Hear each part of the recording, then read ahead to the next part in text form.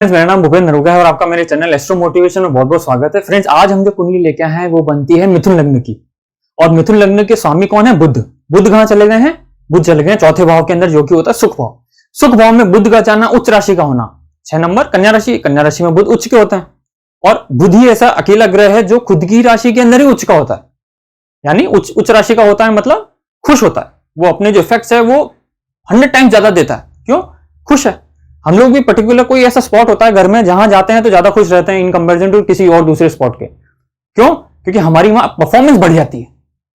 तो बुध का यहां पे चतुर्थ भाव में आने मतलब बुध कन्या राशि में अच्छी परफॉर्मेंस देगा। तो बुध किस चीज की परफॉर्मेंस दे सकता है? देखिए, बुध किसका कारक है? मैं हमेशा से बोलता हूं, बोलचाल का, कंसल्टेंसी का, लिटरेरी स्किल्स का, इंटेलेक्ट का, बुद्धि का, जवाब देने का, लोगों को समझने का, चतुराई का। बुध इसका कारक। तो ये सब चीजों में बंदा निपुण होगा। अब मिथुन राशि जो है या मिथुन लग्न जो है वो वायु तत्व है, ठीक है। और वायु तत्व के होने की वजह से चंद्रमा यहां देखिए कहां बैठे हैं? मेष राशि में। मेष राशि अग्नि तत्व की है, तो राशि तो हो गई अग्नि तत्व की, लग्न हो गया वायु तत्व का। तो ये और इनकी पर्सनालिटी को, ये कुंडली को प्रोग्रेसिव बनाएगा, क्योंकि तत्वों में समानता है या फिर तत्वों में जो सिमिलैरिटी है। जो वायु है उसको अग्नि बढ़ाएगी या अग्नि को वायु बढ़ाएगी, वाइस वर्सा जो भी कह लीजिए, क्योंकि दोनों तत्वों में सिमिलैरिटी है। अब आप देखिए यहां पे मंगल बैठा है। मंगल यहां पे षष्ठम भाव का स्वामी होकर चतुर्थ भाव में बैठा है। चतुर्थ भाव होता है स्वदेश का। स्वदेश का मतलब मैं जहां जन्मा हूं, स्वदेश, खुद के घर का। और यही चौथा भाव जो होता है वो आपके सुख का भी होता है, जमीनों का भी होता है। जब हम देखते हैं कि जमीन से फायदा होगा नहीं होगा, खुद का घर कितने होंगे, जमीन जायदाद कितने होंगे, घर गाड़ी घोड़े बंगले नौकर चाकर कितने होंगे, ये हम चतुर्थ भाव से देखते हैं। चतुर्थ भाव के अंदर षष्ठम भाव के स्वामी का जाना क्या दिखाता है?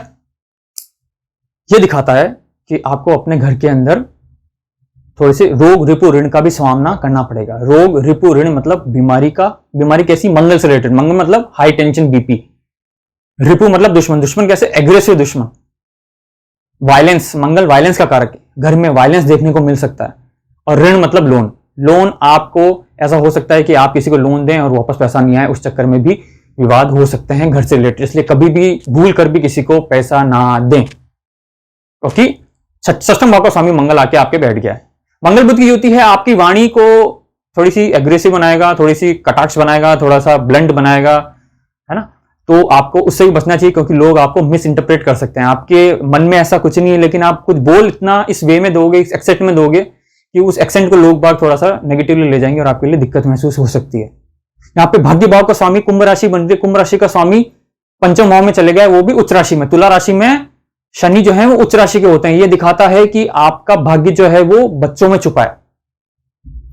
बच्चे आपके लिए बहुत भाग्यशाली हैं। बच्चों का सुख आपके लिए बहुत भाग्यशाली रहेगा, क्योंकि शनि का वहां जाना। लेकिन सूर्य का भी वहां बैठना, सूर्य यहाँ पे पराक्रम भाव के स्वामी होकर बैठे हैं, तो ये दिखाता है कि मेंटल टेंशन बनी रहेगी। सूर्य शनि की दोनों की युति होने की वजह से पुत्र संतति होने के ज्यादा कारक है, क्योंकि मैंने पहले ही बताया सूर्य शनि गुरु, शनि और राहु, ये ग्रह जो होते हैं ये पुत्र संतति कारक होते हैं। और यहाँ पे शनि का उच्च राशि का होना ही दिखाता है कि आपको पैसों से रिलेटेड तो कभी कोई समस्या है ही नहीं, ना जिंदगी में कभी रहेगी, क्योंकि लक्ष्मी भाव का स्वामी जाके लक्ष्मी भाव में बैठ रहा है। डेफिनेटली पैसों से रिलेटेड कभी कोई दिक्कत नहीं है। लेकिन सूर्य का वहां बैठना, पराक्रमेश का होकर वहां बैठने दिखाता है कि आपको अपने फादर से हो सकता है वैचारिक मतभेद रहे। शनि यहाँ पे उच्च राशि का है, तो ये दिखाता है, देखिए मैंने हमेशा से बताया पॉलिटिक्स में जाने के 3 सबसे इंपॉर्टेंट ग्रह होते हैं। वो कौन से होते हैं? सबसे पहला शनि, दूसरा राहु और तीसरा सूर्य। तो शनि तो यहां पे अच्छे हो गए, क्योंकि शनि उच्च राशि में आ गए। शनि अपनी परफॉर्मेंस 100% देंगे, ठीक है ना। पंचम भाव में आके शनि त्रिकोण भाव का स्वामी त्रिकोण भाव में आ गया, उच्च राशि के हो गए। बहुत बढ़िया चीज हो गई। आपको पॉलिटिक्स के आसपास ले जाके छोड़ देंगे शनि। मास गैदरिंग्स का कारक होता है, लोगों को साथ लेके चलने का कारक शनि होता है। तो ये शनि आपको बहुत बढ़िया हो गया, ठीक है। अब आपको ये देखना है कि मेरा राहु कैसा है। तो राहु यहाँ पे, राहु और शुक्र की युति हो रही है, जिसको हम कहते हैं लंपट योग। शुक्र और राहु की युति कभी भी कुंडली में अच्छी नहीं मानी गई है from the point of view of इज्जत। कभी कभी आपको बदनामी भी झेलनी पड़ेगी, और खासकर औरतों के चक्कर में शुक्र राहु की युति औरतों से बदनामी दिलाती है। तो हमें थोड़ा सा केयरफुल रहना चाहिए इस फ्रंट के ऊपर। अब शुक्र राहु की युति हो रही है षष्ठम भाव के अंदर, और केतु वहां 12वें भाव में बैठे हैं। तो 12वें भाव में केतु आपको मोक्ष कुंडली बनाते हैं। ये कुंडली ये जो लाइफ है आपकी, ये 7वें जन्म की लाइफ है, और 7वां जन्म है आपका, और इसके बाद कोई जन्म नहीं लिखा है। इस जन्म में आप अपने 6 जो जन्म गुजारे हैं उसके सारे जो फल हैं आपको इसी जन्म में भोगने को मिलेंगे, और ये बहुत सुखी जीवन आपके लिए रहेगा, ये श्योर हो जाता है, क्योंकि केतु मोक्ष के कारक ग्रह मोक्ष के घर में बैठ गए। लेकिन राहु को हम यहां देखते हैं, तो राहु को देखने के लिए हमें मंगल को देखना जरूरी है, क्योंकि राहु जिस घर में बैठे हैं वो वृश्चिक राशि है, वृश्चिक राशि के स्वामी मंगल बनते हैं। मंगल कहां चले गए? 4थे भाव में, और बुध के साथ बैठे हैं। तो बुध के साथ लग्नेश के साथ बैठना, युति मंगल बुध की कभी अच्छी नहीं होती, लेकिन जिसके साथ बैठे हैं वो लग्नेश है, इसलिए मंगल बुध की युति, मंगल यहां पे अकारक नहीं कहलाएगा, कारक ही रहेगा। लेकिन राहु की दशा में मंगल का रूप जैसे ही लेंगे, तो राहु की दशा में इनिशियल फेज जो राहु का रहेगा वो उसमें थोड़ा सा टेंशन रह सकती है, क्योंकि राहु गोचर करते हुए पहले खुद के घर से गोचर करेगा और बाद में सुख भाव में जाएगा, मंगल को देखेगा। तो पहले खुद के घर में देखेगा, तो खुद को घर में देखेगा, तो खुद तो अग्नि के अंदर बैठा है, वृश्चिक राशि भूमि तत्व की राशि में राहु बैठे हैं। राहु अग्नि का स्वरूप है, राहु चिड़चिड़ापन का स्वरूप है, राहु मेंटल टेंशन का स्वरूप है, राहु एडिक्शन का स्वरूप है, और शुक्र वहां से बैठ गया तो आपको, और वो भी रोग रिपु ऋण के भाव में, दुष्स्थान में। तो शुक्र से रिलेटेड, फीमेल से रिलेटेड कोई आपके ऊपर कोई लांछन लगना, या फिर शुक्र राहु की वजह से आपको आपके जो दुश्मन है उनका आपके ऊपर हावी हो जाना प्रिवेल करेगा। और उसके बाद राहु शुक्र की युति सीधे कहां जाएगी? मंगल आपके जिसको हम कहते हैं कि सुख भाव के अंदर। सुख भाव के अंदर मंगल की आपका जो गोचर रहेगा वो बहुत शुभ रहेगा। गुरु यहां पे पत्नी भाव के स्वामी और 10वें भाव के स्वामी होके 3रे भाव में गए। तो देखिए, 7वें भाव का स्वामी अच्छा भाव है, आपके बिजनेस से रिलेटेड अच्छा भाव है। बिजनेस बिल्कुल दिखाता है कि आपका बिजनेस जो है छोटे भाइयों से रिलेटेड करेंगे, इसके साथ मिलकर करेंगे तो आपको फायदा है। कर्म भी आपके देखिए छोटे भाई बहनों से पराक्रम भाव में मिले हुए, कर्म भी आपके ऐसे रहेंगे जिसके अंदर आपको अपने इंटेलिजेंसी को बेचने का काम हो, आपको बोलने का काम हो, लोगों को समझाने का काम हो, इसमें आप बहुत महारत हासिल होगी और बहुत इज्जत भी कमाएंगे।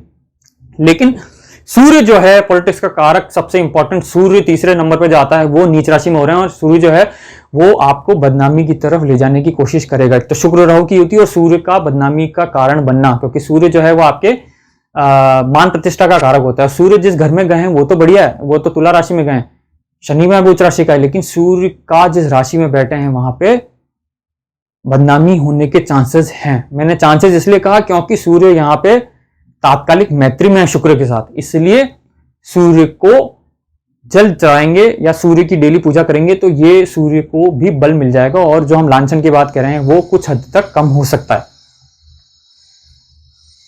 चंद्रमा यहां पे उच्चाभिलाषी हो रहे हैं, चंद्रमा यहां पे वृषभ राशि की तरफ जाने वाले हैं, उच्चाभिलाषी उच्च राशि की तरफ जाने वाले हैं, और ये दिखाता है कि माता से सुख है लेकिन ये भोग नहीं पाएंगे, क्योंकि ये चंद्रमा केंद्रम दोष में है। केंद्रम दोष सब कुछ पाके सब कुछ खोने वाली कुंडली बनाता है, इसलिए शास्त्र में केंद्रम दोष को सबसे ज्यादा नेगेटिव मानते हैं। तो चंद्रमा को सही करने के लिए पूर्णिमा के दिन डेली जो भी पूर्णिमा हो उस दिन चंद्रमा के दर्शन जरूर करें, शिव जी की डेली पूजा करें, आंकड़े के फूल और गुलाब के फूल से दूध का अर्पण जरूर करें, और हर सोमवार अपने नाम से शिव जी को अर्पित करते हुए किसी गरीब बच्चे को दूध जरूर पिलाएं। उनकी ब्लेसिंग से चंद्रमा का केंद्रम दोष सही हो जाएगा। गुरु पे भी चंद्रमा की दृष्टि है, या ये कह लीजिए कि चंद्रमा पे गुरु की दृष्टि है, जिसकी वजह से ये गज केसरी योग भी बना। इस चंद्रमा को बहुत अच्छे मन का बनाया, आपकी समाज में एक औदा अलग ही कैटेगरी का रहेगा, क्योंकि ये गज केसरी योग के अंदर चंद्रमा आ गया है।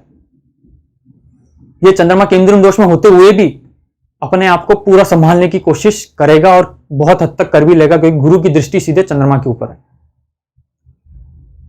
ये अभी 2002 से इनको गुरु की दशा लगी हुई है, जो कि 2022 तक चलेगी, और गुरु में फिलहाल जनवरी 2020 से जून 2022 तक गुरु में राहु की दशा चल रही है, और ये दशा जो है ये मिला जुला असर रहेगी। ओम राम ग्रीम रोम से गुरु नमः का डेली जप करना है। गुरु कभी भी नुकसान नहीं करेगा। आयु इस कुंडली में बहुत अच्छी है, क्योंकि देखिए अष्टम भाव का स्वामी शनि बन रहा है, और शनि उच्च राशि के हैं, आयु बहुत अच्छी है इस कुंडली में, कोई दो राय नहीं है।